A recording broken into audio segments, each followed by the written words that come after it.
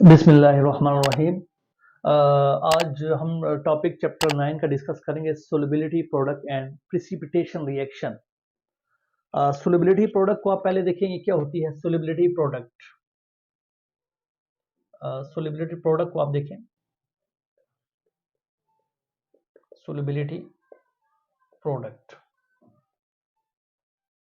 بیٹا، سولوبلٹی product سے پہلے آپ کو یہ پتہ ہونا چاہیے کہ جو سالٹ ہوتے ہیں نا، سالٹ وہ دو طرح کے ہوتے ہیں۔ سالٹ سولوبلٹی کے لحاظ سے دو ٹائپ کے ہوتے ہیں۔ ایک اس میں ہوتا ہے کمپلیٹلی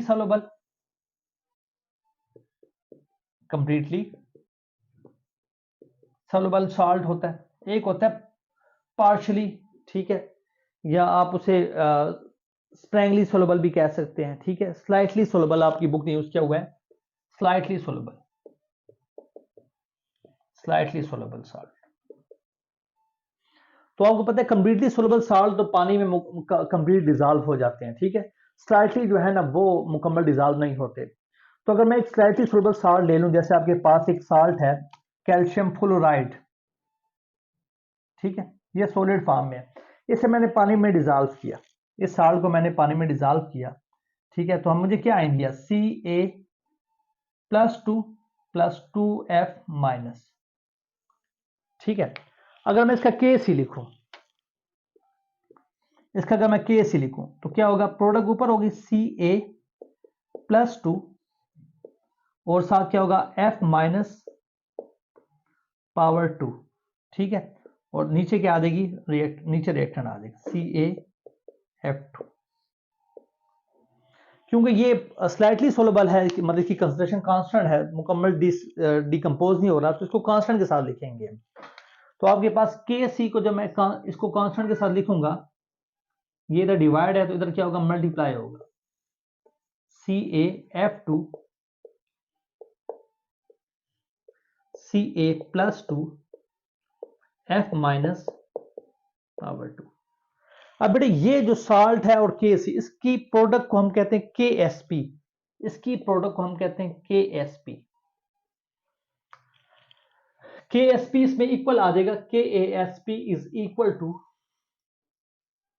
Ca+2، ٹھیک ہے، اور ساتھ کیا آ جائے گا F-پاور 2۔ اب یہاں سے آپ نے ڈیفینیشن بنانی ہے اس کی ڈیفینیشن کیا ہوگی، product of opposite ion at equilibrium stage, ٹھیک ہے، product of molar concentration of opposite ion raised to the power of coefficient at equilibrium stage، ٹھیک ہے۔ Product of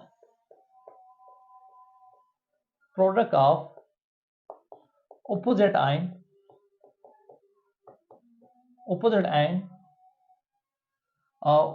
concentration of ions, لکھ دیں simple, ions at equilibrium raised to the power of coefficient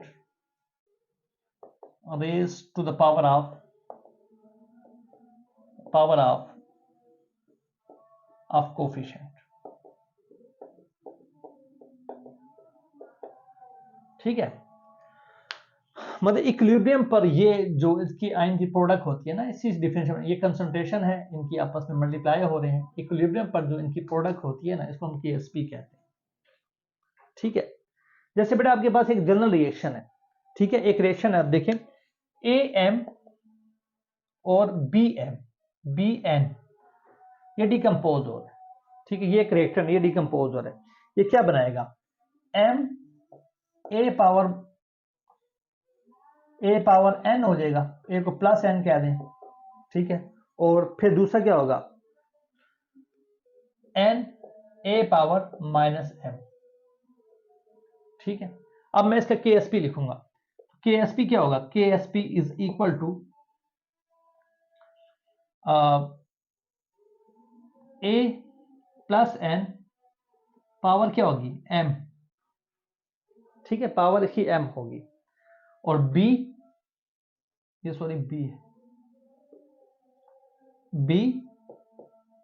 power -M اور coefficient کیا ہوگا, اس کا coefficient power میں لے جائیں گے n, تو یہ اس کا کے ایس پی ہے. اسے سولوبلٹی پروڈکٹ کہتے ہیں. ٹھیک ہے, بس سمپل آپ کی بک پہ اتنا ہی دیا ہوا ہے.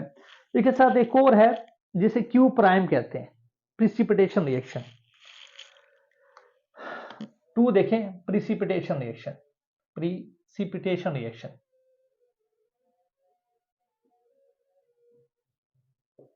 پریسیپیٹیشن ریئیکشن بیٹا آپ کے پاس 2 سولوشن ہے, اگر ان کو مکس کیا جائے اور وہ آپ کے پاس انسولوبل پروڈکٹ دے دیں. ٹھیک ہے, when two solution mix to each other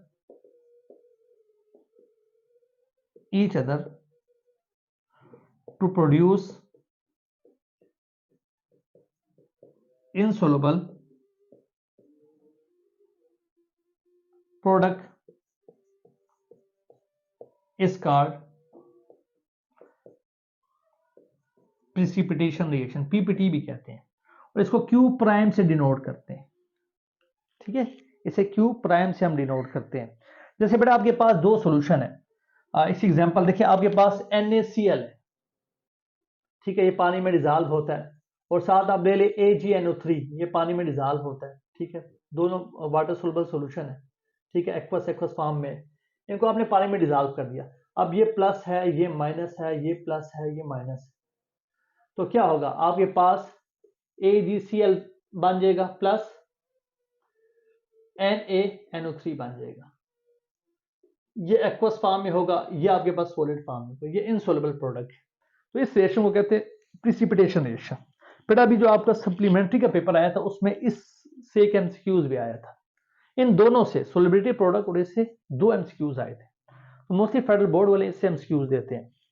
پھر اس کو Q پرائم سے ڈینوٹ کرتے ہیں. اس کی کچھ کنڈیشنز ہیں کہ یاد رکھیں KSP یہ ایکولیبریم پر ہے. ٹھیک ہے, یہ KSP کانسٹنٹ ہے, یہ ایکولیبریم پر ہوتا ہے. جب مطلب ریئیکشن ایکولیبریم میں آ جاتا ہے تو وہ KSP ہوتا ہے.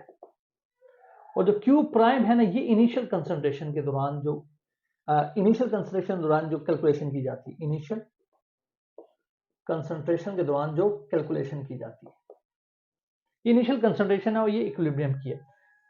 بیٹا آپ نے یاد رکھنے سے کیسز ہے, اگر آپ کے پاس KSP گریٹر آ جائے Q پرائم سے تو سولوشن کے اندر ایسے پریسیپیٹیٹس یا نو PPT فارمڈ مطلب PPT نہیں بنیں گے, انسولوبل پارٹیکل نہیں بنیں گے. اگر آپ کے پاس Q پرائم گریٹر آ جائے کس سے, KSP سے. ٹھیک ہے, KSP سے, تو اٹس مین کہ اس کے اندر PPT بنیں گے, فارمڈ PPT. ٹھیک ہے, یہ اتنا آپ نے اس میں بتانا ہے. اس کا ایک نومیریکل آپ کی بک میں, اس نومیریکل کو آپ دیکھیں, بہت ایزی سا نومیریکل ہے. اس نومیریکل کو آپ نے دیکھنا ہے. بٹ اس نومیریکل کو آپ دیکھیں, اس نومیریکل میں آپ کے پاس AgBr کی آپ کے پاس سولوبلٹی گیون ہے. ٹھیک ہے, AgBr کی, تو AgBr سلور برومائڈ ہے. اس کو آپ پہلے ڈیکمپوز کریں گے, کیا بنے گا, Ag پلس اور Br مائنس. تو اس کا آپ پہلے KSP لکھیں, KSP از اکول ٹو کیا آئے گا, AgBr, Ag پلس کی کنسنٹریشن اور Br مائنس کی کنسنٹریشن. اب یہاں پر یہ ویلیو آپ نے پٹ کرنی ہے, یہ دونوں ویلیو پٹ کرنی ہے, اور ان کو آپس میں کیا کر دینا ہے, آپ نے ملٹیپلائی کر دینا ہے, تو آپ کے پاس KSP کی ویلیو آئے گی. ان دونوں ویلیو کو آپ یہاں لکھیں, ادھر اور ادھر, اور آپ کے پاس کیا آ جائے گا, یہ سمپل اس کا آنسر آ جائے گا. یہ تو سمپل آپ کے پاس دیکھیں سولوبلٹی گیون تھی, مطلب آپ کے پاس سولوبلٹی گیون تھی اور آپ نے کیا فائنڈ کیا, KSP. اگر آپ کے پاس KSP گیون ہو اور آپ کو یہ کہا جائے کہ سولوبلٹی فائنڈ کریں, تو پھر اس کے لیے آپ نے کیا کرنا. فار ایگزامپل آپ کے پاس ایک ریشن A پلس B, ٹھیک ہے, وہ C بنا رہا ہے, C پلس D بنا رہا ہے. ٹھیک ہے, تو آپ نے اس کا کیا لکھ دیا, KSP C اور D. اب آپ کے پاس KSP گیون ہے, آپ نے سولوبلٹی فائنڈ کرنی, تو آپ نے اس کو S کہہ دینا ہے, اس کو بھی S کہہ دیا, اس کو بھی آپ نے S کہہ دیا. تو یہاں پر جو گیون ویلیو فار ایگزامپل آپ کے پاس 16 ہے, یہ اسکوئر ہو جائے گا, دونوں طرف روٹ لینا ہے, آپ کے پاس کیا آ جائے گا, ایس کی ویلیو کیا آ جائے گی, 4 آ جائے گی. تو یہ دو کنڈیشن آپ کی آگے نومیریکل اسسمنٹ میں کرواؤں گا, اس پہ آپ نے یاد رکھنا ہے کہ کبھی آپ کے پاس کی ایس پی گیون ہوتی ہے تو پھر آپ نے اس طرح کیلکولیشن کرنی ہے, اور جب آپ کے پاس سولیبلٹی گیون ہے تو پھر آپ نے سمپل وہ کیلکولیشن کرنی ہے. ٹھیک ہے, آئی ہوپ کہ آپ کو یہ ٹاپک سمجھ آیا ہوگا.